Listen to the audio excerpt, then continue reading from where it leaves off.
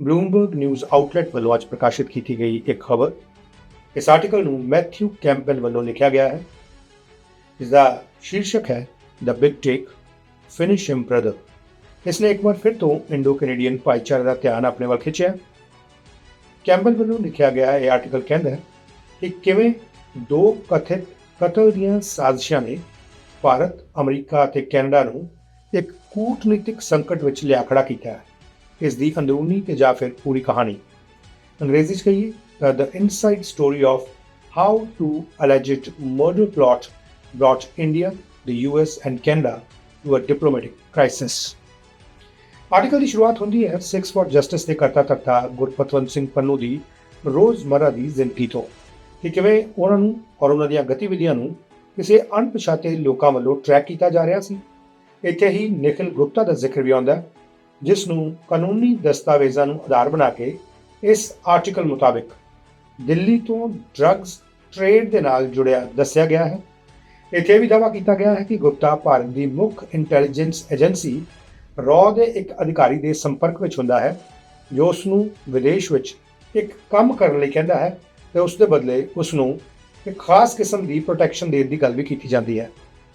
ਇਹਦੇ ਵਿੱਚ ਕਿਹਾ ਇਹ ਜਾਂਦਾ ਹੈ ਕਿ because of his ties to drug trade and maybe some cases ਕਿ ਉਹ ਜਿਹੜੇ ਉਹਨੂੰ ਜਿਹੜੀ ਪ੍ਰੋਟੈਕਸ਼ਨ ਹੈ ਉਹਨਾਂ ਸ਼ਾਇਦ ਕੇਸਿਸ ਦੇ ਵਿੱਚ ਦੇਣ ਦੀ ਗੱਲ ਕੀਤੀ ਜਾਂਦੀ ਹੈ। ਔਰ ਇੱਕ ਵਾਰ ਫੇਰ ਗੱਲ ਆਉਂਦੀ ਹੈ ਗੁਰਪਤਵੰਤ ਸਿੰਘ ਪੰਨੂ ਦੇ ਬਾਰੇ। ਪੰਨੂ ਜਿਸ ਨੂੰ ਖਾਲਿਸਤਾਨ ਲਹਿਰ ਦਾ ਇੱਕ ਮੁੱਖ ਧੁਰਾ ਇਸ ਵੇਲੇ ਮੰਨਿਆ ਜਾਂਦਾ ਹੈ। ਭਾਰਤ ਦੇ ਪੰਜਾਬ ਸੂਬੇ ਵਿੱਚ ਸਿੱਖਾਂ ਨੇ ਇੱਕ ਵੱਖਰਾ ਦੇਸ਼ ਬਣਾਉਣ ਦੀ ਮੁਹਿੰਮ ਚਲਾ ਰਿਹਾ ਗੁਰਪਤਵੰਤ ਸਿੰਘ ਪੰਨੂ, ਜਿਸ ਨੂੰ ਭਾਰਤ ਇਸ ਖਾਲਿਸਤਾਨੀ ਪ੍ਰਚਾਰ ਨੂੰ ਆਪਣੀ ਸੋਵਰਨਟੀ ਲਈ ਖਤਰਾ ਸਮਝਦੀ ਹੈ ਅਤੇ ਪੰਨੂ ਸਮੇਤ ਹੋਰਨਾਂ ਲੀਡਰਾਂ ਤੇ ਅੱਤਵਾਦ ਯਾਨੀ ਕਿ ਟੈਰੋਰਿਜ਼ਮ ਦੇ ਕਈ ਹੋਰ ਮੁਕੱਦਮੇ ਜਿਹੜੇ ਆ ਉਹ ਵੀ ਦਰਜ ਕੀਤੇ ਗਏ ਆ। ਪਰ ਕਿਉਂਕਿ ਪੰਨੂ ਅਮਰੀਕਾ ਦੇ ਨਾਗਰਿਕ, ਇਸ ਕਰਕੇ ਪੱਛਮੀ ਦੇਸ਼ਾਂ ਦੀਆਂ ਪੁਲਿਸ ਏਜੰਸੀਆਂ ਨੇ ਉਸ 'ਤੇ ਕੋਈ ਖਾਸ ਕਾਰਵਾਈ ਨਹੀਂ ਕੀਤੀ ਤੇ ਇਸੇ ਕਰਕੇ ਉਹ ਆਪਣਾ ਕੰਮ ਜਾਰੀ ਰੱਖ ਰਿਹਾ, ਜਿਵੇਂ ਕਿ ਮੁਜ਼ਾਹਰੇ ਕਰਨੇ, ਸੋਸ਼ਲ ਮੀਡੀਆ 'ਤੇ ਭਾਸ਼ਣ ਦੇਣੇ ਜਾਂ ਫਿਰ ਖਾਲਿਸਤਾਨ ਦੇ ਰੈਫਰੈਂਡਮ ਕਰਾਉਣੇ। ਹੁਣ ਇਸ ਆਰਟੀਕਲ ਦੇ ਵਿੱਚ ਦਸਤਾਵੇਜ਼ਾਂ ਦੇ ਆਧਾਰ 'ਤੇ ਜਾਂ ਦਸਤਾਵੇਜ਼ਾਂ ਦੇ ਮੁਤਾਬਿਕ ਜਿਹੜੇ ਕੋਰਟ ਫਾਈਲਸ ਨੇ ਉਹਨਾਂ ਦੇ ਮੁਤਾਬਿਕ ਮਈ 2023 ਤੱਕ ਯਾਨੀ ਕਿ ਮਈ ਸਾਲ 2023 ਤੱਕ ਨਿਖਿਲ ਗੁਪਤਾ ਤੇ ਉਸ ਦਾ ਇੱਕ ਰॉ ਹੈਂਡਲਰ ਪੰਨੂ ਨੂੰ ਕਥਿਤ ਤੌਰ ਤੇ ਮਾਰਨ ਦੀ ਕੋਸ਼ਿਸ਼ ਵਿੱਚ ਸਨ। ਇਹ ਗੱਲਾਂ ਜਿਹੜੀਆਂ ਇਸ ਆਰਟੀਕਲ ਦੇ ਵਿੱਚ ਲਿਖੀਆਂ ਗਈਆਂ। ਇਹਦੇ ਵਿੱਚ ਦੱਸਿਆ ਗਿਆ ਕਿ ਗੁਪਤਾ ਨੇ US ਵਿੱਚ ਆਪਣੇ ਇੱਕ ਕੰਟੈਕਟ ਨੂੰ ਇੱਕ ਕੰਟਰੈਕਟ ਕਿਲਰ ਯਾਨੀ ਕਿ ਭਾੜੇ ਦਾ ਕਾਤਲ ਜਿਹੜਾ ਉਸ ਨਾਲ ਸੰਪਰਕ ਕਰਾਉਣ ਲਈ ਕਿਹਾ ਤਾਂ ਕਿ ਪੰਨੂ ਨੂੰ ਮਰਵਾਇਆ ਜਾ ਸਕੇ। ਗੁਪਤਾ ਨੇ ਫੋਨ ਦੇ ਉੱਤੇ ਆਪਣੇ ਕੰਟੈਕਟ ਨਾਲ ਗੱਲਬਾਤ ਕਰਦਿਆਂ ਕਿਹਾ, finish him brother, finish him, don't take too much time. ਯਾਨੀ ਜਿਹਨੂੰ ਪੰਜਾਬੀ ਵਿੱਚ ਕਹੀਏ ਕਿ ਭਰਾ ਇਹਨੂੰ ਫਟਾਫਟ ਖਤਮ ਕਰ ਦੇ, ਬਹੁਤਾ ਸਮਾਂ ਨਾ ਲਾ। 18 ਜੂਨ 2023 ਨੂੰ ਰॉ ਆਫੀਸਰ ਵੱਲੋਂ ਜੋ ਇਸ ਆਰਟੀਕਲ ਦੇ ਵਿੱਚ ਜਿਸ ਦਾ ਜ਼ਿਕਰ ਕੀਤਾ ਗਿਆ, ਰॉ ਆਫੀਸਰ ਵੱਲੋਂ ਗੁਪਤਾ ਨੂੰ ਇੱਕ ਵੀਡੀਓ ਭੇਜੀ ਗਈ ਜਿਸ ਵਿੱਚ ਕੈਨੇਡਾ ਵਿੱਚ ਪੰਨੂ ਦੇ ਹੀ ਦੋਸਤ ਹਰਦੀਪ ਸਿੰਘ ਨਿੱਜਰ ਦੇ ਕਤਲ ਦੀ ਵੀਡੀਓ ਦੇ ਕੁਝ ਅੰਸ਼ ਜਿਹੜੇ ਹੈ ਉਹ ਉਸ ਦੇ ਵਿੱਚ ਸ਼ਾਮਲ ਸੀ, ਕਤਲ ਤੋਂ ਬਾਅਦ ਵਾਲੇ। ਨਿੱਜਰ ਵੀ ਕੈਨੇਡਾ ਵਿੱਚ ਸਿੱਖਸ ਫॉर ਜਸਟਿਸ ਜਿਹੜਾ ਗਰੁੱਪ ਹੈ ਗੁਰਪਤਵੰਤ ਸਿੰਘ ਪੰਨੂ ਦੀ ਜਿਹੜੀ ਖਾਲਿਸਤਾਨ ਦੀ ਮੁਹਿੰਮ ਸੀ ਉਹਨੂੰ ਚਲਾ ਰਿਹਾ ਸੀ ਔਰ ਕੈਨੇਡਾ ਦੇ ਵਿੱਚ ਉਹ SFJ ਦਾ ਅਹੁਦੇਦਾਰ ਵੀ ਸੀ। ਨਿੱਜਰ ਦੇ ਕਤਲ ਤੋਂ ਬਾਅਦ ਵਾਲੀ ਜਿਹੜੀ ਵੀਡੀਓ ਮਿਲਣ ਤੋਂ ਬਾਅਦ ਗੁਪਤਾ ਨੇ ਉਹ ਜਿਹੜਾ ਭਾੜੇ ਦਾ ਕਾਤਲ ਸੀ ਉਸ ਨੂੰ ਕਿਹਾ ਕਿ ਹੁਣ ਸ਼ਾਇਦ ਪੰਨੂ ਇਸ ਗੱਲਬਾਤ ਤੋਂ ਬਾਅਦ ਹੋਰ ਸਾਵਧਾਨ ਹੋ ਗਿਆ ਹੋਵੇਗਾ, ਸੋ ਇਸ ਕਰਕੇ ਜੇਕਰ ਉਹ ਤੈਨੂੰ ਇਕੱਲਾ ਨਹੀਂ ਮਿਲਦਾ ਔਰ ਜੇਕਰ ਉਸ ਦੇ ਨਾਲ ਕੋਈ ਹੋਰ ਬੰਦਾ ਵੀ ਹੁੰਦਾ ਤਾਂ ਉਹ ਸਾਰਿਆਂ ਨੂੰ ਖਤਮ ਕਰ ਦਿਓ। ਇਸ ਆਰਟੀਕਲ ਦੇ ਵਿੱਚ ਗੱਲਾਂ ਕਹੀਆਂ ਗਈਆਂ।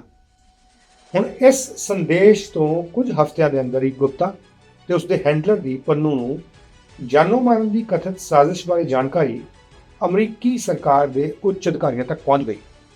ਹਾਲਾਂਕਿ ਗੁਪਤਾ ਨੇ ਇਸ ਮਾਮਲੇ ਵਿੱਚ ਜਾਂ ਕਿਸੇ ਵੀ ਤਰ੍ਹਾਂ ਦੇ ਗਲਤ ਕੰਮ ਤੋਂ ਇਨਕਾਰ ਕੀਤਾ।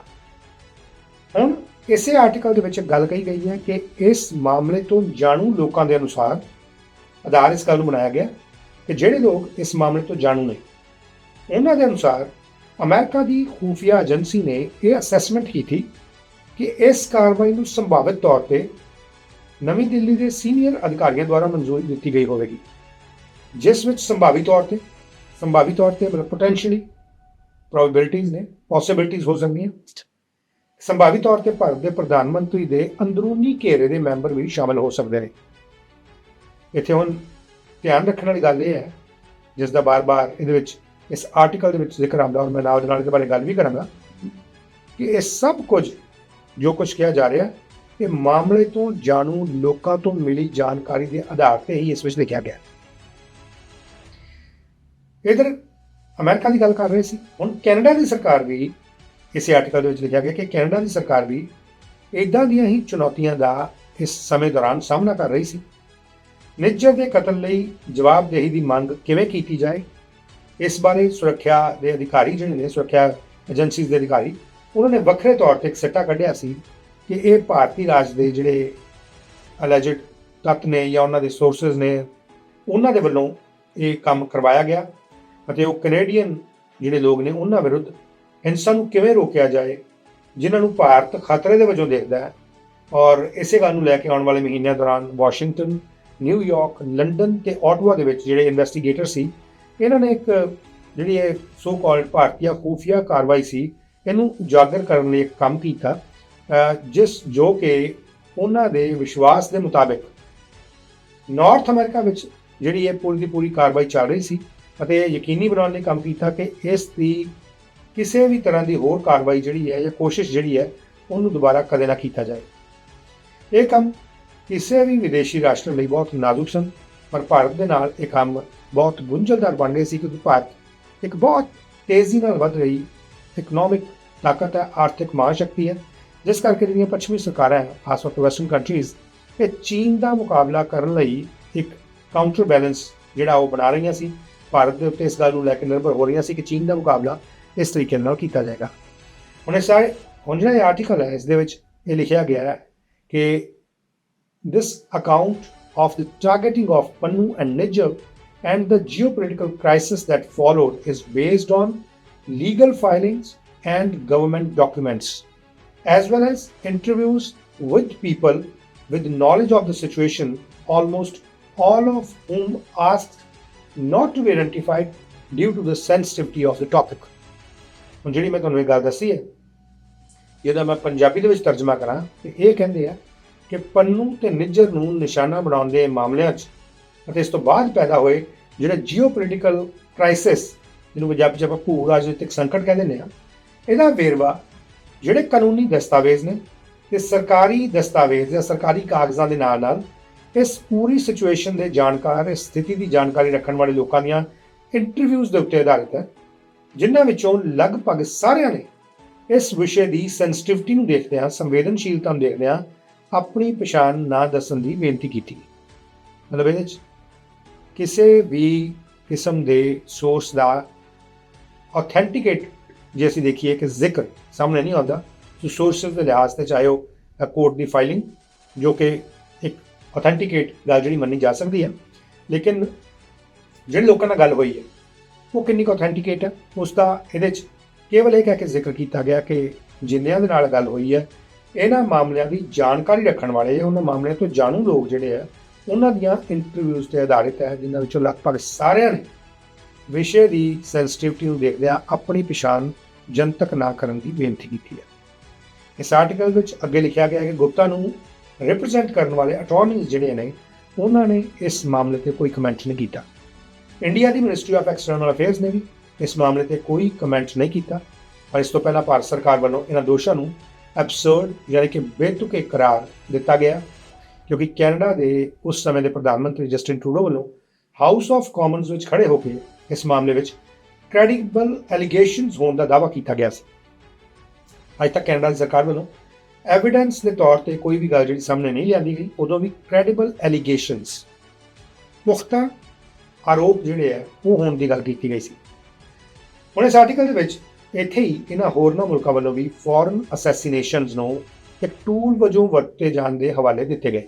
ਇਸੇ ਆਰਟੀਕਲ ਦੇ ਵਿੱਚ ਇਹ ਗੱਲ ਕਹੀ ਗਈ ਹੈ ਕਿ ਹੋਰਨਾਂ ਮੁਲਕਾਂ ਵੱਲੋਂ ਵੀ ਫੋਰਨ ਅਸੈਸੀਨੇਸ਼ਨ ਯਾਨੀ ਕਿ ਬਾਹਰਲੇ ਮੁਲਕਾਂ ਵਿੱਚ ਜਾ ਕੇ ਅਸੈਸੀਨੇਸ਼ਨਸ ਨੂੰ ਇੱਕ ਟੂਲ ਵਜੋਂ ਵਰਤੇ ਜਾਣ ਦੇ ਕਈ ਹਵਾਲੇ ਜਿਹੜੇ ਦਿੱਤੇ ਗਏ। ਖਾਸ ਤੌਰ ਦੇ ਉੱਤੇ ਉਹਨਾਂ ਨੇ ਇਹ ਲਿਖਿਆ ਕਿ foreign assassinations are a tool in some global powers strategic arsenal. US administrators of both parties have frequently conducted targeted killings in the Muslim world and more recently the Caribbean and Pacific, while deaths from bombs, bullets, or poisons have been attributed to Russia and Israel. ਹੁਣ ਇਹ article ਲਿਖਣ ਵਾਲੇ ਨੇ ਇਹ ਗੱਲ ਮੋਦੀ ਨਾਲ ਕਿਵੇਂ ਜੋੜੀ ਉਹ ਵੀ ਦੇਖ ਲਓ। ਇਸ ਵਿੱਚ ਉਹ ਪਿਛਲੇ ਸਾਲ ਅਪ੍ਰੈਲ ਦੇ ਮਹੀਨੇ ਵਿੱਚ ਮਹਾਰਾਸ਼ਟਰ ਵਿੱਚ ਹੋਈ ਇੱਕ ਰੈਲੀ ਦੌਰਾਨ ਜਦੋਂ ਭਾਰਤ ਦੇ ਜਿਹੜੇ ਪ੍ਰਧਾਨ ਮੰਤਰੀ ਉਹਨਾਂ ਵੱਲੋਂ ਇਹ ਗੱਲ ਕਹੀ ਗਈ ਕਿ ਭਾਰਤ ਹੁਣ ਆਪਣੇ ਦੁਸ਼ਮਣਾਂ ਨੂੰ ਘਰ ਵਿੱਚ ਘੁਸ ਕੇ ਮਾਰਦਾ ਹੈ, ਉਹਦਾ ਜ਼ਿਕਰ ਕੀਤਾ ਇਸ ਆਰਟੀਕਲ ਦੇ ਵਿੱਚ, ਜੋ ਕਿ ਉਸ ਸਮੇਂ ਕੈਨੇਡਾ ਦੇ ਬਾਰੇ ਨਹੀਂ ਕਿਹਾ ਗਿਆ ਸੀ, ਸਗੋਂ ਪਾਕਿਸਤਾਨ ਨੂੰ ਸੰਬੋਧਿਤ ਕਰਕੇ ਕਿਹਾ ਗਿਆ ਸੀ। ਤੁਹਾਡੇ ਯਾਦ ਹੋਣਾ ਕਿ 2008 ਦੇ ਵਿੱਚ ਮੁੰਬਈ ਜਦੋਂ ਅਟੈਕ ਹੋਈ ਸੀ, ਇਹਦੇ 'ਚ ਲਿਖਿਆ ਵੀ ਗਿਆ, ਇਹ ਲਿਖਿਆ ਗਿਆ alluding to terrorist attacks in Mumbai in 2008 which saw a Pakistani based group kill more than 160 people. He noted that previous Indian governments would send dossiers when they wanted to bring enemies to justice. That was over. Again, ਉਹ ਕਹਿੰਦੇ ਕਿ Modi said today India eliminate terrorists on their home turf. ਇਸ ਗੱਲ ਨੂੰ ਜਿਹੜਾ ਪਾਕਿਸਤਾਨ ਨੂੰ ਇਸ਼ਾਰਾ ਕਰਕੇ ਕਹੀ ਜਾ ਰਹੀ ਸੀ, ਉਹਨੂੰ ਬਹੁਤ ਸਾਰੇ ਲੋਕਾਂ ਵੱਲੋਂ ਕੈਨੇਡਾ ਦੇ ਨਾਲ ਜੋੜ ਦਿੱਤਾ ਗਿਆ ਔਰ ਕੈਨੇਡਾ ਦੀ ਸਰਕਾਰ ਨੂੰ ਇਸ ਤਰੀਕੇ ਨਾਲ ਦਿਖਾਇਆ ਗਿਆ ਕਿ ਇਹ ਘਰ ਵਿੱਚ ਘੁਸ ਕੇ ਮਾਰਨ ਦੀ ਗੱਲ ਜਿਹੜੀ ਉਹ ਕੈਨੇਡਾ ਵਾਸਤੇ ਕਥਿਤ ਤੌਰ ਤੇ ਕਹੀ ਗਈ ਹੈ। Let's go back to the article. ਇੱਥੇ ਇਸ ਆਰਟੀਕਲ ਵਿੱਚ ਰਿਪੋਰਟਰ ਵੱਲੋਂ ਸਾਲ 1984 ਦੌਰਾਨ ਜਿਹੜਾ ਆਪਰੇਸ਼ਨ ਬਲੂ ਸਟਾਰ ਹੋਇਆ ਸੀ ਉਹਦਾ ਜ਼ਿਕਰ ਵੀ ਬਹੁਤ ਵਿਸਤਾਰ ਦੇ ਵਿੱਚ ਕੀਤਾ ਗਿਆ। ਇੱਥੇ ਇਹ ਵੀ ਕਿਹਾ ਗਿਆ ਕਿ ਭਾਰਤ ਵਿੱਚ 2 ਕਰੋੜ ਤੋਂ 2.5 ਕਰੋੜ ਦੇ ਕਰੀਬ ਸਿੱਖ ਕਮਿਊਨਿਟੀ ਜਿਹੜੀ ਉਹ ਰਹਿੰਦੀ ਹੈ, ਜੋ ਕਿ ਉੱਥੋਂ ਦੀ ਜਨਸੰਖਿਆ ਦਾ ਲਗਭਗ 2% ਬਣਦਾ। ਫਿਰ ਅੱਗੇ ਉਹ ਲਿਖਦੇ ਆ ਕਿ Sikhs have played an outsized role in India's history, marked especially by a series of late 20th century crises. Amid demands for greater autonomy, some turned to violence in the early 1980s, staging bloody attacks on government officials and civilians. Then, in June 1984, the military began Operation Blue Star, an assault on separatists who'd installed themselves in the holiest Sikh site, the Golden Temple in Amritsar. मैं अंग्रेजी staff पढ़ के सुनाया कि ਇਹਦੇ 'ਚ ਇਸੇ ਤਰੀਕੇ ਨਾਲ ਲਿਖਿਆ ਗਿਆ, ਤੁਸੀਂ ਇਸ ਆਰਟੀਕਲ ਨੂੰ ਦੇਖ ਸਕਦੇ ਹੋ, ਪਬਲਿਕ ਹੈ। ਅੱਗੇ ਉਹ ਲਿਖਦਾ ਹੈ to the government of the day, ਜਿਹੜੀ ਉਸ ਵੇਲੇ ਦੀ ਸਰਕਾਰ ਸੀ, led by Prime Minister Indira Gandhi, the raid was essential to protect the integrity of the Indian state. To many Sikhs, it was a desecration of a sacred shrine. According to official figures, about 575 people were killed, but Sikh groups put the total much higher. What came several months later with no less traumatic, on the morning of October 31st, 1984, Gandhi left her residence in New Delhi for a TV interview. As she walked past a guard post, 2 members of her security staff, both Sikh, opened fire and killed her. Gandhi was struck by dozens of bullets. According to prosecutors, the bodyguards were seeking vengeance for the events in Amritsar.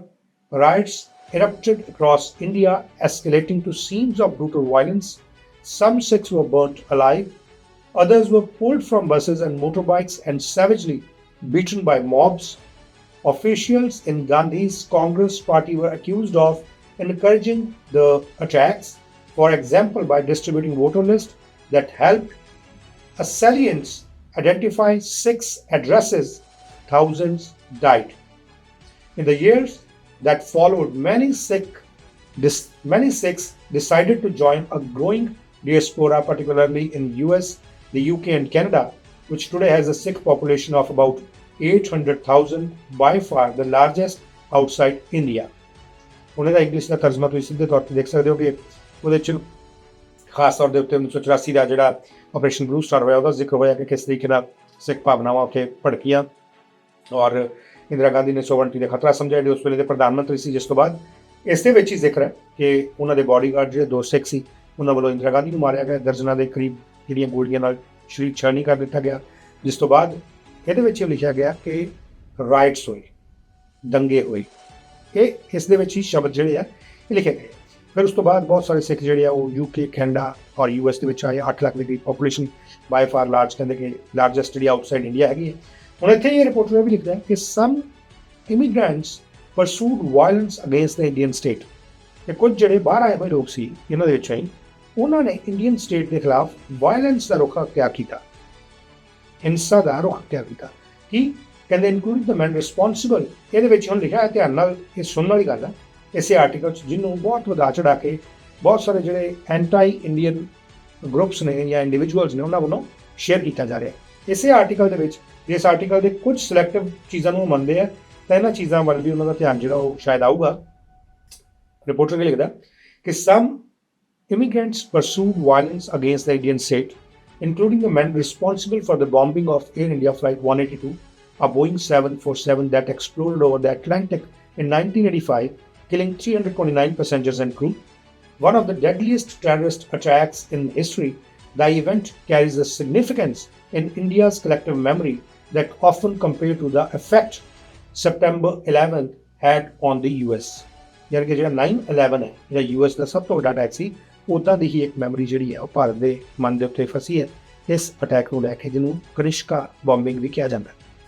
ਉਹ ਕਹਿੰਦੇ the suspected masterminds who lived in Canada largely avoided prison time, with the leader of a later public inquiry saying the investigation was hamstrung by error and incompetence। ਇਹ ਅੰਗਰੇਜ਼ੀ 'ਚ ਲਿਖਿਆ, ਮੈਂ ਅੰਗਰੇਜ਼ੀ 'ਚ ਪੜ੍ਹ ਕੇ ਸੁਣਾਇਆ। ਅੱਗੇ ਉਹ ਲਿਖਦਾ ਕਿ a far larger number of Sikhs who departed built normal lives, integrating into their new societies. The flames of Khalistan activism never died out. However, Pannu and Nijjar, a member of a generation that experienced the 1980s crisis as children, became leaders in the campaign in adulthood। ਜਿਹੜੇ ਜਿਹੜੇ ਉਸ ਵੇਲੇ ਛੋਟੇ ਬੱਚੇ ਸੀ 1980 ਦੇ time ਦੇ ਵਿੱਚ ਜਾਂ ਛੋਟੀ ਉਮਰ ਦੇ ਸੀ, ਹੁਣ ਉਹ ਅਡਲਟਹੁੱਡ ਦੇ ਵਿੱਚ ਆ ਕੇ ਲੀਡਰ ਬਣ ਗਏ ਇਸ ਕੈਂਪੇਨ ਦੇ। ਔਰ ਇਹ ਜਿਹੜੀ ਇਹ ਕੈਂਪੇਨ ਸੀ ਜਾਂ ਮੂਵਮੈਂਟ ਸੀ, ਇਹ ਕਦੀ ਮਰੀ ਨਹੀਂ। ਅੱਗੇ ਉਹ ਕੀ ਕਹਿੰਦਾ, they spend much of their time delivering speeches at temple meetings and protests. They also began making plans to hold referendums among overseas Sikh communities, asking voters to declare their support for independence. These referendums would be purely symbolic and hardly reliable indicators, given that the likeliest people to vote would have the strongest feeling on the issue. Moreover, Sikh nationalism in India itself was marginal, and Sikhs were well represented among the country's elite. The Prime Minister from 2004 to 2014, Manmohan Singh, was a member of the faith, and under Modi, Sikhs have continued to serve at the highest levels of the military and civil service। ਇਹ 'ਚ ਗੱਲ ਲਿਖੀ ਗਈ ਹੈ। ਹੁਣ ਇਸ ਤੋਂ ਬਾਅਦ ਆਰਟੀਕਲ ਵਿੱਚ ਇੱਕ ਵਾਰ ਫਿਰ ਤੋਂ ਜ਼ਿਕਰ ਹੁੰਦਾ ਹਰਦੀਪ ਸਿੰਘ ਨਿੱਜਰ ਦਾ। ਇਸ ਵਿੱਚ ਲਿਖਿਆ ਗਿਆ ਕਿ ਕਿਵੇਂ ਉਹ 1997 ਦੇ ਵਿੱਚ, ਯਾਨੀ ਕਿ 1997 ਦੇ ਵਿੱਚ ਕੈਨੇਡਾ ਵਿੱਚ ਆਇਆ ਤੇ ਫਿਰ 10 ਸਾਲ ਤੋਂ ਬਾਅਦ ਇੱਥੋਂ ਦਾ ਨਾਗਰਿਕ ਕਿਵੇਂ ਬਣਿਆ ਤੇ ਕਿਵੇਂ ਭਾਰਤ ਦੀ ਸਰਕਾਰ ਨੇ ਉਸ ਨੂੰ ਅੱਤਵਾਦੀ ਗਰਦਾਨਿਆ, ਯਾਨੀ ਕਿ ਟੈਰਰਿਸਟ ਡੈਜ਼ਿਗਨੇਟ ਕੀਤਾ ਜਾਂ ਡਿਕਲੇਅਰ ਕੀਤਾ। ਇਹਦੀ ਕਾਫੀ ਡਿਟੇਲ ਦੇ ਵਿੱਚ ਉਹਨਾਂ ਨੇ ਜਾਣਕਾਰੀ ਇਸ ਆਰਟੀਕਲ ਦੇ ਵਿੱਚ ਦਿੱਤੀ ਹੈ। ਫਿਰ ਆਰਟੀਕਲ ਵਿੱਚ ਜ਼ਿਕਰ ਆਉਂਦਾ ਨਿਖਿਲ ਗੁਪਤਾ ਦਾ ਤੇ ਉਸਦੇ ਡਰੱਗਸ ਤੇ ਹਥਿਆਰਾਂ ਨਾਲ ਜੁੜੇ ਕਥਿਤ ਕਾਰੋਬਾਰ ਦਾ, ਜਿਸ ਕਰਕੇ ਇਹ ਵੀ ਜ਼ਿਕਰ ਕੀਤਾ ਗਿਆ ਕਿ ਉਹ ਦੁਬਈ, ਨਿਊਯਾਰਕ, ਲਾਸ ਐਂਜਲਸ ਤੇ ਸੈਂਟਰਲ ਏਸ਼ੀਆ ਸਮੇਤ ਕਈ ਥਾਵਾਂ ਤੇ ਜਾਂਦਾ ਰਿਹਾ। ਇੱਥੇ ਲਿਖਿਆ ਗਿਆ ਹੈ ਕਿ for most western intelligence agencies today it would be unusual to rely on someone with a comparable background. Such people are oftenly, untrustworthy, untrained in operational security, and liable to attract the attention of law enforcement. But India security officials tend to be more experienced working with the underworld. Many of the men who have headed RAW started out as police officers, as did the country's most prominent intelligence official, National Security Advisor Ajit Doval। ਇੱਥੇ ਸਾਰੀ ਗੱਲ ਲਿਖੀ ਗਈ ਹੈ। ਉਹ ਕਹਿੰਦੇ ਕਿ ਬਹੁਤ ਸਾਰੇ ਮੁਲਕ ਜੇ ਇਸ ਤਰੀਕੇ ਦੀ ਜਿਹੜੀ ਕਾਰਵਾਈ ਆ ਉਹ ਇੱਦਾਂ ਦੇ ਜਿਹੜੇ ਅਨਐਕਸਪੀਰੀਅੰਸ ਹੈ ਲੋਕ ਆ ਉਹਨਾਂ ਦੇ ਨਾਲ ਸ਼ੇਅਰ ਨਹੀਂ ਕਰਦੇ, ਲੇਕਿਨ ਭਾਰਤ ਦੇ ਵਿੱਚ ਉਹ ਕਹਿੰਦੇ ਕਿ ਜਿਹੜੇ ਅੰਡਰਵਰਲਡ ਦੇ ਨਾਲ ਜਿਹੜਾ ਕੰਮ ਕਰਨ ਦਾ ਉਹਨੂੰ ਐਕਸਪੀਰੀਅੰਸ ਹੈ, ਕਿਉਂਕਿ ਬਹੁਤ ਸਾਰੇ ਜਿਹੜੇ ਰॉ ਦੇ ਵਿੱਚ ਕੰਮ ਕਰਨ ਵਾਲੇ ਲੋਕ ਨੇ ਉਹ ਉਹਨਾਂ ਦੀ ਸ਼ੁਰੂਆਤ ਹੁੰਦੀ ਬਤੌਰ ਪੁਲਿਸ ਆਫਿਸਰ। ਔਰ ਕਹਿੰਦੇ ਇਸ ਵਕਤ ਜਿਹੜੇ ਉਹਨਾਂ ਦੇ NSA ਹੈ, ਨੈਸ਼ਨਲ ਸਿਕਿਉਰਿਟੀ ਐਡਵਾਈਜ਼ਰ, ਉਹ ਵੀ ਇੱਕ ਪ੍ਰੋਮੀਨੈਂਟ ਇੰਟੈਲੀਜੈਂਸ ਆਫਿਸਰ ਜਿਹੜੇ ਨੇ ਉਹ ਵੀ ਇਸੇ ਤਰੀਕੇ ਨਾਲ ਇੱਕ ਪੁਲਿਸ ਆਫਿਸਰ ਦੇ ਵਜ੍ਹਾ ਹੀ ਜਿਹੜੇ ਆ ਉਹ ਰਹੇ। ਅੱਛਾ, ਇੱਥੇ ਸਭ ਕੁਛ ਤਾਂ ਲਿਖਿਆ ਗਿਆ, ਪਰ ਸਿਕਿਉਰਿਟੀ ਆਫਿਸਰ ਦਾ ਅੰਡਰਵਰਲਡ ਨਾਲ ਕੰਮ ਕਰਨ ਦਾ ਕੋਈ ਢੁਕਵਾਂ ਸਬੂਤ ਨਹੀਂ ਦਿੱਤਾ ਗਿਆ ਕਿ ਕਿਸ ਤਰੀਕੇ ਨਾਲ ਇਹ ਜਿਹੜੀ ਗੱਲ ਹੈ ਉਹਨੂੰ ਜਿਹੜਾ ਉਹ ਮੰਨਿਆ ਜਾ ਸਕਿਆ, ਔਥੈਂਟੀਕੇਟ ਕੀਤਾ ਜਾ ਸਕੇ।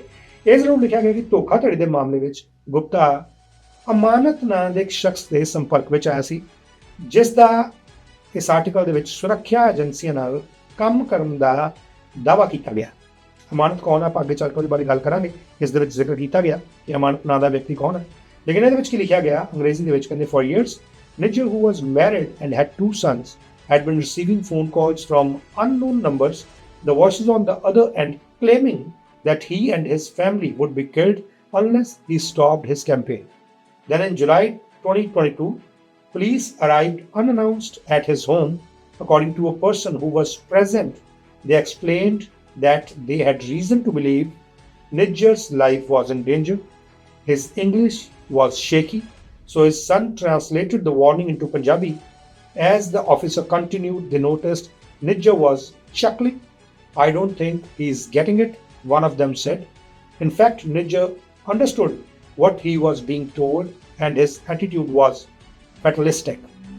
You don't walk on this path thinking that you are going to live a very long time. He explained through his son.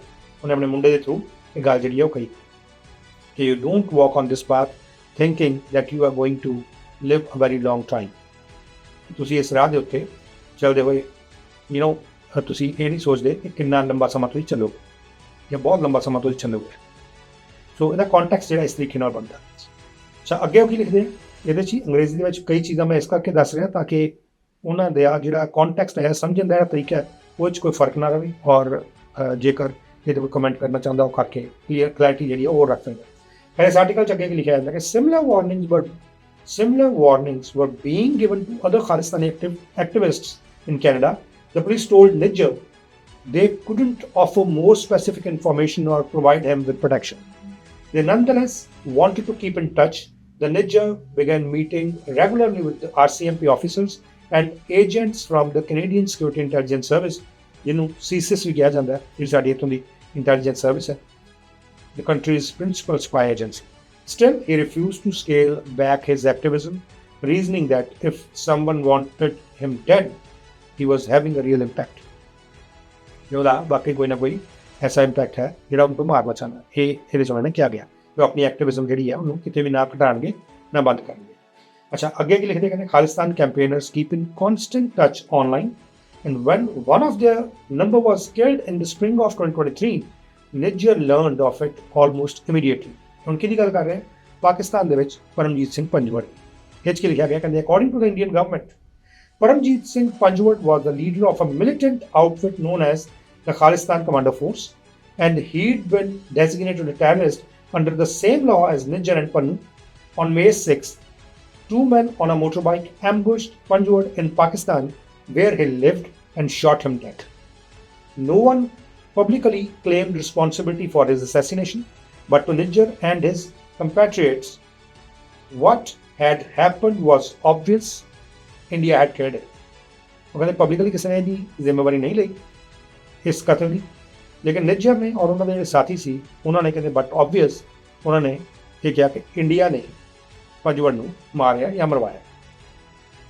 The same day, the raw operatives, ਉਸੇ ਦਿਨ ਕਹਿੰਦੇ the raw operative Gupta knew as Amanat allegedly texted him a message that ਉਹਨਾਂ ਦੇ ਜਿਹੜੀ ਗੱਲ ਜਿਹੜੀ ਲਿਖੀ ਗਈ ਹੈ ਕਹਿੰਦੇ ਉਸੇ ਦਿਨ ਜਿਹੜਾ ਰॉ ਦਾ ਆਪਰੇਟਿਵ ਸੀ ਉਹਨੇ ਗੁਪਤਾ ਨੂੰ ਜਿਹਨੂੰ ਗੁਪਤਾ ਅਮਾਨਤ ਦੇ ਨਾਮ ਨਾਲ ਜਾਣਦਾ ਸੀ, ਕਹਿੰਦੇ allegedly texted him a message that would be later be cited in federal court. There was a target in New York. ਕਹਿੰਦੇ ਅਮਾਨਤ ਜਿਹੜਾ ਸੀ ਜਿਹਨੂੰ ਗੁਪਤਾ ਐਜ਼ ਰॉ ਦਾ ਇੱਕ ਆਪਰੇਟਿਵ ਜਾਂ ਇਹਦੇ ਵਿੱਚ ਮੰਨਿਆ ਗਿਆ, ਕਹਿੰਦੇ ਉਹਨੇ allegedly ਕਥਿਤ ਤੌਰ ਦੇ ਉੱਤੇ ਇੱਕ ਟੈਕਸਟ ਮੈਸੇਜ ਜਿਹੜਾ ਕੀਤਾ ਇਹ 'ਚ ਕਿਹਾ ਕਿ ਇੱਕ ਟਾਰਗੇਟ ਜਿਹੜਾ ਉਹ ਨਿਊਯਾਰਕ ਦੇ ਵਿੱਚ ਵੀ ਹੈਗਾ। ਇਹ ਗੱਲ ਜਿਹੜੀ ਆ ਅਮਾਨਤ ਦੇ ਹਵਾਲੇ ਤੋਂ ਕਹੀ ਗਈ ਹੈ ਕਿ ਅਮਾਨਤ ਨੇ ਲਿਖਿਆ। ਇਹ 'ਚ ਕੋਰਟ ਦੇ ਦਸਤਾਵੇਜ਼ ਔਰ ਹੋਰ ਜਿਹੜੀਆਂ ਲੀਗਲ ਡਾਕੂਮੈਂਟਸ ਜਾਂ ਦਸਤਾਵੇਜ਼ ਉਹਨਾਂ ਦਾ ਹਵਾਲਾ ਦਿੱਤਾ ਗਿਆ। ਫਿਰ ਅੱਗੇ ਲਿਖਦੇ ਕਿ less than a week later the ਰॉ operative assured Gupta that the criminal case against him had already been taken care of. Soon Gupta was discussing his assignment with the contract in the US. ਇਹ ਕਹਿ ਦਿੱਤਾ ਗਿਆ ਕਹਿੰਦੇ ਉਹਦੇ ਵੱਲੋਂ ਕਿ ਭਾਈ ਤੇਰਾ ਜਿਹੜਾ ਕੇਸ ਸੀ ਇਹਨੂੰ ਦੇਖ ਲਿਆ ਗਿਆ ਤੇ ਉਸ ਤੋਂ ਬਾਅਦ ਗੁਪਤਾ ਨੇ ਜਿਹੜੀ ਉਹ ਅਸਾਈਨਮੈਂਟ ਉਹਨੂੰ ਦਿੱਤੀ ਗਈ ਸੀ ਉਹ ਆਪਣੇ US ਦੇ ਵਿੱਚ ਜਿਹੜਾ ਕੰਟੈਕਟ ਸੀ ਉਹਦੇ ਨਾਲ ਜ਼ਿਕਰ ਕਰਨਾ ਸ਼ੁਰੂ ਕਰਤਾ। ਹੁਣ ਕਹਿੰਦੇ according to the legal filings, Gupta understood this man to be a Colombian cocaine supplier. They had known each other since 2013 and had previously discussed drug and weapons deals, though never to the point of completion. ਕਹਿੰਦੇ ਗੁਪਤਾ ਇਸ ਬੰਦੇ ਨੂੰ ਜਿਹੜਾ ਜਾਣਦਾ ਸੀ ਉਹਨੂੰ ਇਹਨੂੰ ਮੰਨਦਾ ਸੀ ਇੱਕ ਕੋਲੰਬੀਅਨ ਕੋਕੇਨ ਸਪਲਾਇਰ ਜਿਹਨੂੰ 2013 ਤੋਂ ਇੱਕ ਦੂਜੇ ਨੂੰ ਜਾਣਦੇ ਸੀ ਔਰ ਪਹਿਲਾਂ ਵੀ ਇਹਨਾਂ ਦੀਆਂ ਡੀਲਸ ਦੀਆਂ ਡਿਸਕਸ਼ਨ ਡਰੱਗਸ ਦੀਆਂ ਵੈਪਨਸ ਦੀਆਂ ਹੁੰਦੀਆਂ ਨੇ ਪਰ ਕਦੀ ਕੰਪਲੀਸ਼ਨ ਵਾਲੇ ਲੈਵਲ ਤੇ ਨਹੀਂ ਪਹੁੰਚੀਆਂ। ਪਰ ਉਹ ਅੱਗੇ ਕੀ ਲਿਖਦਾ ਕਹਿੰਦਾ ਇਨ ਦ 2023 ਕਨਵਰਸੇਸ਼ਨਸ ਦ ਫਾਈਲਿੰਗ ਜਿਹੜੀਆਂ ਫਾਈਲਿੰਗਸ ਹੋਈਆਂ ਅਲੈਜ ਹੁਣ ਅਲੈਜ ਸ਼ਬਦ ਜਿਹੜਾ ਇਹ 'ਚ ਵਰਤਿਆ ਗਿਆ ਪ੍ਰਮੁੱਖਤਾ ਦੇ ਨਾਲ ਯਾਨੀ ਕਿ ਕਥਿਤ ਤੌਰ ਤੇ ਇਹ ਵੀ ਬਿਲਕੁਲ ਠੋਸ ਨਹੀਂ ਹੈ ਜਿੱਥੇ ਅਲੈਜ ਸ਼ਬਦ ਆਉਂਦਾ ਉਹ ਕਹਿੰਦਾ the filings allege Gupta explained that he needed help arranging for Pannu to be killed. The contact indicated that he was open to the proposal and was asked for more details, including whether Gupta was willing to pay his asking price, that is, जो इस mention किया $100,000, यानी कि $1 लाख। कहते Gupta sent screenshots of the exchange to Amanat, who replied, "Okay, the whole money will be paid within 24 hours after the work is done." ਸੋ ਇਹ 'ਚ ਕਿਹਾ ਗਿਆ ਕਿ ਭਾਈ $1 ਲੱਖ ਜਿਹੜਾ ਉਹ ਲੱਗੇਗਾ।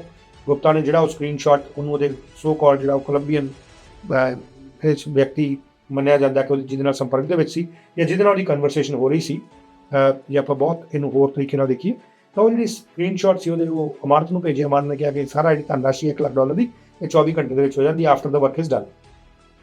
ਹੁਣ with the price agreed upon the contact said he would speak to his associate about the next steps, but the contact and his associates weren't who Gupta thought they were. ਉਹਨੇ ਜੋ ਕਹਿੰਦੇ ਕਿ ਜਿਹੜਾ ਇਹ ਪ੍ਰਾਈਜ਼ ਬਣਾਇਆ ਗਿਆ ਉਹ contact ਕਹਿੰਦਾ ਕਿ ਉਹ ਆਪਣੇ ਇੱਕ ਅੱਗੇ ਐਸੋਸੀਏਟ ਨਾਲ ਗੱਲ ਕਰੇਗਾ ਕਿ ਅਗਲੇ ਕਦਮ ਕੀ ਹੋਣੇ ਆ ਪਰ ਜਿਹੜਾ ਉਹ ਕੰਟੈਕਟ ਹੈ ਉਹਦੇ ਐਸੋਸੀਏਟ ਗੁਪਤਾ ਜੋ ਸਮਝ ਰਿਹਾ ਸੀ ਉਹ ਸੀ ਨਹੀਂ। ਉਹ ਕਹਿੰਦੇ ਗੁਪਤਾ US ਦੀ ਜਿਹੜੀ DEA ਹੈਗੀ ਆ ਯੂਨਾਈਟਿਡ ਸਟੇਟਸ ਦੀ ਡਰੱਗ ਇਨਫੋਰਸਮੈਂਟ ਐਡਮਿਨਿਸਟ੍ਰੇਸ਼ਨ ਕਹਿੰਦੇ ਉਹਨਾਂ ਦੇ ਰਡਾਰ ਤੇ ਸੀ। He was on the radar of the US Drug Enforcement Administration for the better part of a decade. According to legal filings, on at least 2 occasions in the previous 8 years, he'd allegedly discussed organizing large shipment of heroin, boasting that he had contacts in Afghanistan and the ability to move drugs into countries including South Africa and Thailand. So ਕਹਿੰਦੇ ਇਦਾਂ ਦੀਆਂ ਉਹਨੇ ਗੱਲਾਂ ਬੋਸਟ ਵੀ ਕੀਤੀਆਂ ਯਾਨੀ ਕਿ ਬੜੀਆਂ ਵੱਡੀਆਂ ਗੱਲਾਂ ਵੀ ਕੀਤੀਆਂ ਕਿ ਉਹਦੇ ਕੰਟੈਕਟਸ ਹੈਗੇ ਅਫਗਾਨਿਸਤਾਨ ਤੋਂ ਸਾਊਥ ਅਫਰੀਕਾ ਦੇ ਵਿੱਚ ਥਾਈਲੈਂਡ ਦੇ ਵਿੱਚ ਮੂਵ ਕਰ ਸਕਦਾ ਡਰੱਗਸ ਜਿਹੜੀ ਹੈ ਕਰਦਾ ਰਿਹਾ ਜਾਂ ਕਰ ਸਕਦਾ। ਹੁਣ ਅੱਗੇ ਉਹ ਕਹਿੰਦੇ ਕਿ these conversations had made their way back to the agency, but Gupta never followed through with the deliveries and wasn't charged. ਕਦੇ ਚਾਰਜ ਨਹੀਂ ਹੋਇਆ, deliveries ਨਹੀਂ ਹੋਈਆਂ। Now, though he'd made a mistake, the contact he allegedly asked to help him carry out a murder in New York was a paid DEA source. ਇਹਨੇ ਹੁਣ ਗਲਤੀ ਕਰ ਚੁੱਕਾ ਸੀ। ਕੰਟੈਕਟ ਜਿਹੜਾ ਉਹਨੇ ਅਲੈਜਡਲੀ ਜਿਹਨੂੰ ਉਹਨੇ ਕਿਹਾ ਸੀ ਕਿ ਮਰਡਰ ਕਰਨਾ ਨਿਊਯਾਰਕ ਉਹ ਕਹਿੰਦੇ DEA ਦਾ ਇੱਕ ਪੇਡ ਸੋਰਸ ਇਸੇ ਆਰਟੀਕਲ 'ਚ ਗੱਲ ਲਿਖੀ ਗਈ।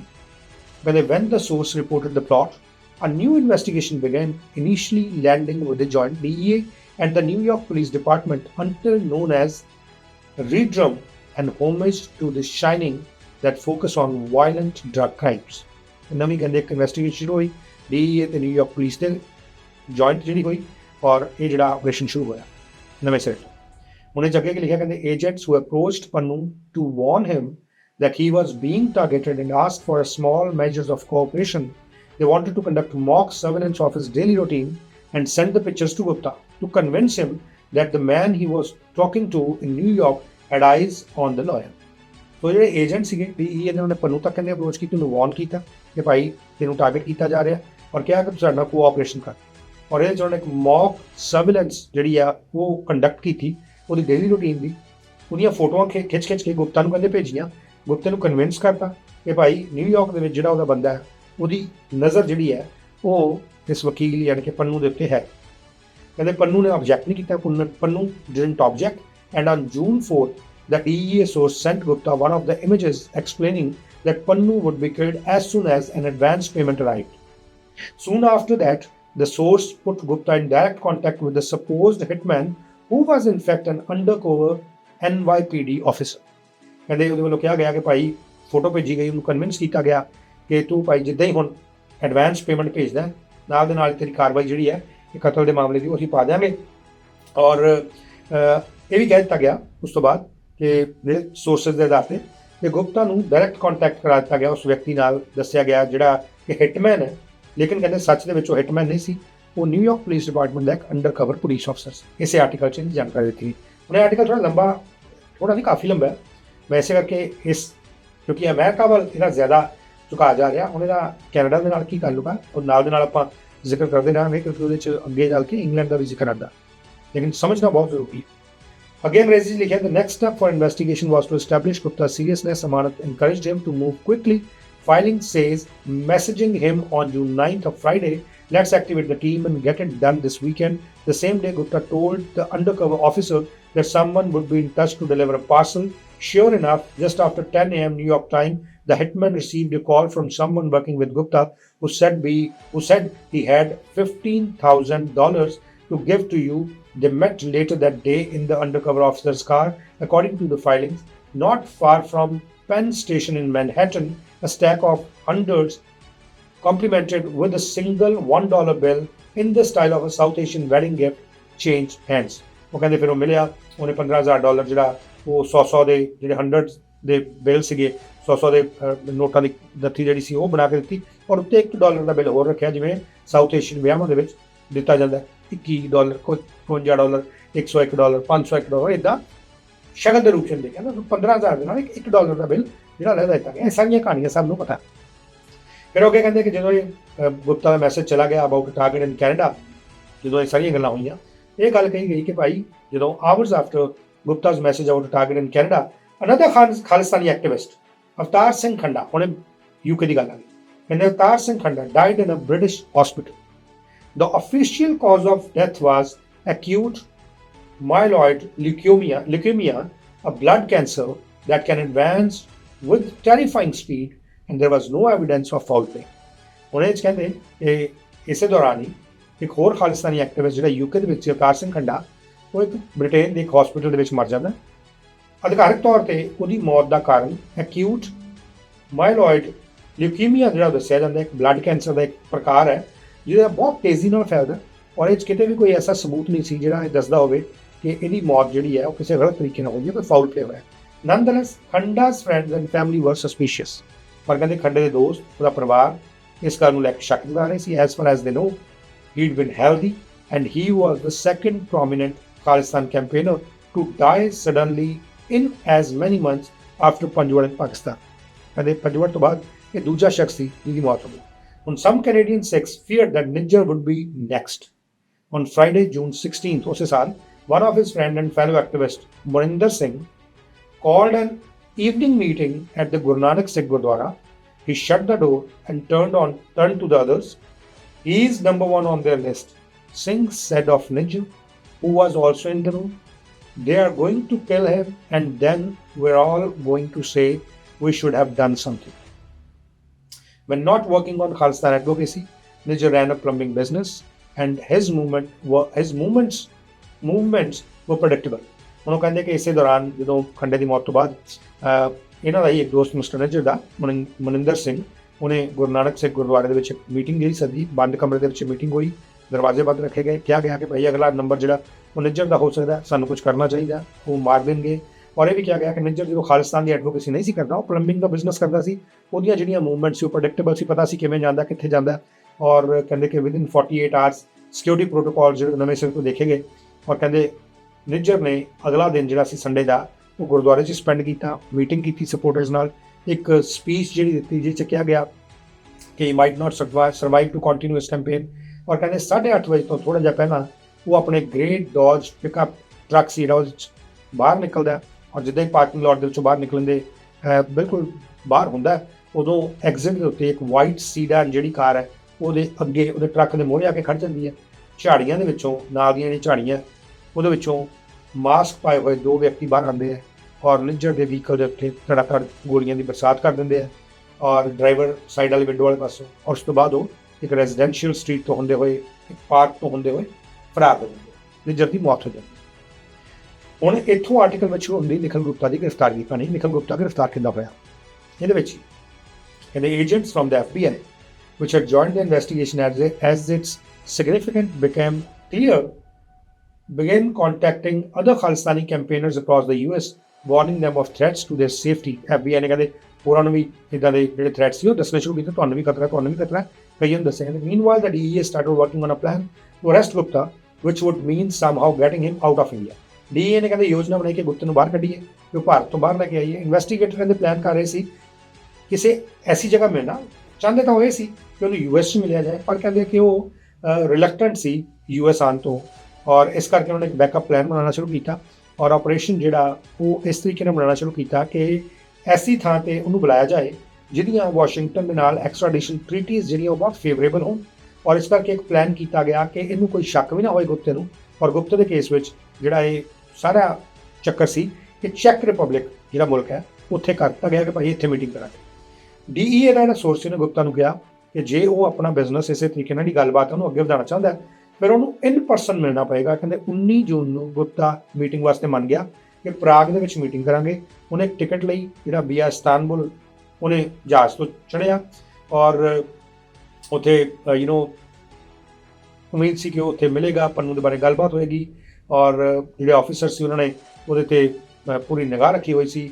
ਔਰ ਜਦੋਂ ਦੱਸਿਆ ਜਾਂਦਾ ਕਿ ਜਿਹੜੇ 2 ਇਨਵੈਸਟੀਗੇਟਰ ਨਿਊਯਾਰਕ ਤੋਂ ਜਿਨ੍ਹਾਂ ਦੇ ਨਾਲ ਜ਼ਿਕਰ ਕੀਤਾ ਗਿਆ, ਮਾਰਕ ਫਰੈਂਕਸ ਤੇ ਹੋਜ਼ੇ ਸੈਂਡੋਵਲ, ਇਹ ਵੀ ਕਹਿੰਦੇ ਪ੍ਰਾਗ ਵਾਸਤੇ ਇਹਨਾਂ ਨੇ ਵੀ ਜਹਾਜ਼ ਦੇ ਵਿੱਚ ਉਡਾਰੀ ਭਰੀ ਔਰ ਗੁਪਤਾ ਦੇ ਅਰਾਈਵਲ ਤੋਂ ਪਹਿਲਾਂ ਹੀ ਇਹ ਉੱਥੇ ਪਹੁੰਚ ਗਏ ਔਰ ਇਹ ਉੱਥੇ ਵਾਕਲਾਵ ਹੈਵਲ ਏਅਰਪੋਰਟ ਹੈ ਜਿੱਥੇ ਚੈੱਕ ਪੁਲਿਸ ਦੇ ਨਾਲ ਸੀ ਔਰ ਇਹ ਵਹੀਕਲ ਦੇ ਵਿੱਚ ਰੁਕੇ। ਪੁਲਿਸ ਜਿਹੜੀ ਆ ਅੰਦਰ ਗਈ।